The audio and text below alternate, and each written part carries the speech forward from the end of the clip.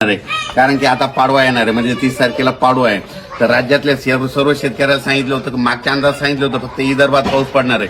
पण आता ह्या म्हणजे पाडवापर्यंत तुम्ही काय करा, तुमचे गहू हरभरा काढून घ्या. कारण की पाडव्याच्या नंतर म्हणजे 1 एप्रिल 2-3च्या दरम्यान राज्यात कोकणपट्टी, पश्चिम महाराष्ट्र, उत्तर महाराष्ट्र, मराठवाड्या या भागामध्ये पावसाची शक्यता आहे. म्हणून हा अंदाज पूर्वकल्पना म्हणून द्यायचा. कारण की शेतकऱ्याचे कांदे काढणं चालू आहे, काही जणांचे हळद काढणं चालू आहे, काही जणांचे हरभरे काढणे चालू आहे, काही जणांचे ज्वारी काढणे चालू आहे.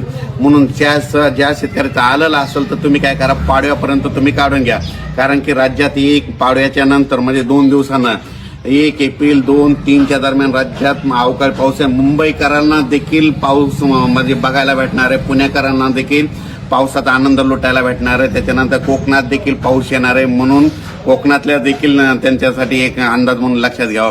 पण राज्यात मात्र उत्तर महाराष्ट्र, पश्चिम महाराष्ट्र, कोकणपट्टी, मराठवाड्यात पावसाची शक्यता आहे. एक म्हणजे पाडव्याच्या नंतर येणार आहे. म्हणून तुम्ही हा अंदाज लक्षात घ्यायचा.